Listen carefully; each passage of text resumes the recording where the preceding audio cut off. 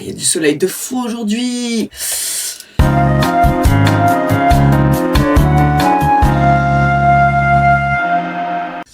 Hello. Alors aujourd'hui, on va parler de cas concrets.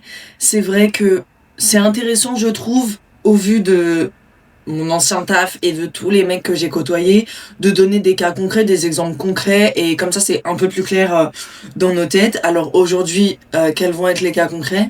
Les cas concrets, ça va être quels sont les mecs qui m'ont fait tomber amoureuse d'eux ou qui m'ont vraiment fait reprendre confiance aux hommes ou donner espoir sur les hommes, et où je me suis dit ok, il y a des choses qui peuvent être bien à faire avec les hommes, et je remercie ces clients d'être des personnes telles qu'ils sont et d'avoir fait le travail de déconstruction et d'être des personnes sympathiques en fait.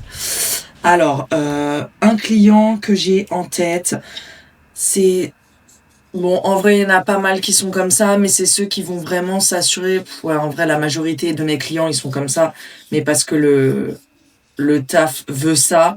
C'était les clients qui demandaient toujours avant de faire quelque chose, genre le consentement en gros.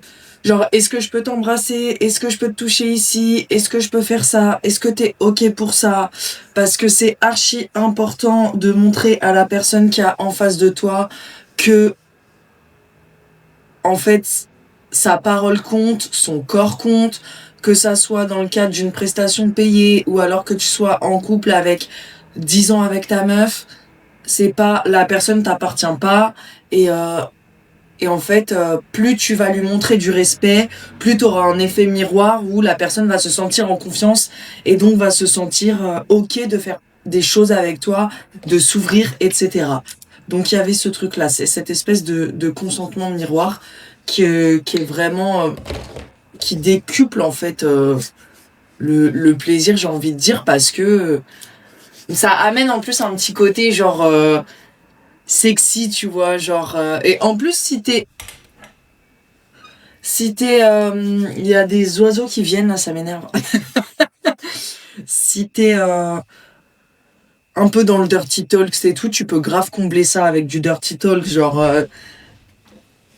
tout en demandant le consentement, donc ça, c'est cool. Autre type de client que je kiffais, c'était ceux qui étaient à fond dans l'aftercare. Aujourd'hui, on le sait, l'aftercare, l'aftersex, c'est ce qui compte le plus dans une relation intime, et c'est ce qui va renforcer le plus les liens entre les personnes. Donc, vous savez, c'est ceux qui, une fois le truc terminé, se barrent pas comme ça. Alors attendez, là vous allez dire, mais je comprends pas, c'était ton taf. Oui, oui, c'est pour ça que, enfin, même quand c'était mon taf, genre, c'était ok que les personnes se barrent direct. Enfin, au contraire, le temps, c'est le temps. Fin du timing, tu finis, tu te casses. Mais dans le sens où, pourquoi ça me faisait plaisir? Pas vraiment vis-à-vis de moi en particulier, en mode, ah, il prend soin de moi, c'est super. C'était pas dans ce sens-là. C'était dans le sens, ok, le mec, il a du respect pour les êtres humains de manière générale.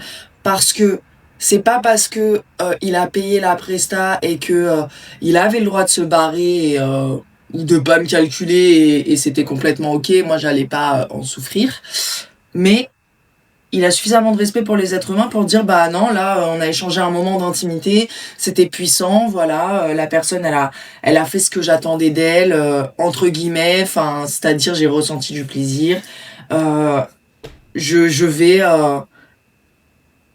la prendre dans mes bras, lui faire des câlins, etc. Ces clients qui arrivaient à s'adapter à mon mood du moment. Parce que, pareil, on n'est pas obligé, enfin, censé... comment dire? On n'a pas forcément envie d'avoir des câlins après chaque rapport, etc. C'est pas le souci. Mais ils étaient suffisamment intelligents pour voir ce qui, moi, me convenait à ce moment-là. Et pour se dire, de toute façon, là, si je veux que le moment, il se passe bien, à partir du moment où je vais rentrer chez elle, ça se passera bien que si la personne, elle est alignée, si on est aligné. Donc moi j'ai payé, et c'est ça que les gens comprennent pas dans le travail du TDS, où ils disent que c'est un viol tarifé, etc. C'est qu'en fait, pas du tout. Les gars qu'on reçoit, c'est des gars archi respectueux, et c'est des gars qui ont envie de passer un bon moment. Donc en fait, quand ils viennent, ils sont en mode, ok, si je veux passer un bon moment, il faut que elle passe un bon moment. C'est logique. Je passerai pas un bon moment. Si demain tu vas manger au resto avec des potes, et que t'as des potes avec toi là qui sont pas bien, bad mood et tout, bah tu vas pas passer un bon moment. Enfin, je sais pas si tu comprends un peu la logique. Donc le client, quand il rentre chez les TDS, la plupart, hein, évidemment il y a toujours des cons, hein, mais comme partout, il se dit ok, je veux passer un bon moment, et moi mon plaisir il passe par son plaisir, donc en fait je vais prendre soin d'elle, etc. Et, euh, et je vais essayer de m'aligner avec elle, et c'est sûr je vais kiffer quoi. Et ça c'était vraiment cool, et ça a rendu des prestations vraiment incroyables, et je le répéterai jamais assez. De toutes mes relations intimes, franchement les meilleures de ma vie, ça reste encore une fois celles que j'avais avec mes clients. C'est ceux qui prennent en compte la personne qu'ils ont en face d'eux, et ouais, carrément je bug. Parce que pour moi c'est genre archi logique. Ils sont pas là dans une performance. De toute façon, personne va les juger, surtout pas moi, et c'est pour ça qu'ils viennent me voir. Je vais jamais leur dire qu'ils sont nuls, je vais jamais leur dire. Enfin, ils ont pas peur de mal faire, entre guillemets, parce que bah, ils me reverront plus. Et c'est quand t'as pas peur de mal faire qu'en fait, tu laisses de côté tous les stress, les injonctions sur la performance qui viennent tout dégueulasser. Et du coup, tu commences à kiffer vraiment parce que t'es en mode chill, en fait. Et tu sais, c'est vraiment ça, genre, ouais. Mes meilleurs coups, c'est vraiment ceux qui étaient vraiment détachés à mort de la performance, et ceux qui étaient vraiment dans le moment présent, et ceux qui prenaient soin de la personne qu'ils avaient en face d'eux. Donc moi, en l'occurrence, mais j'ose espérer qu'ils font la même chose dans leur vie de tous les jours. Voilà.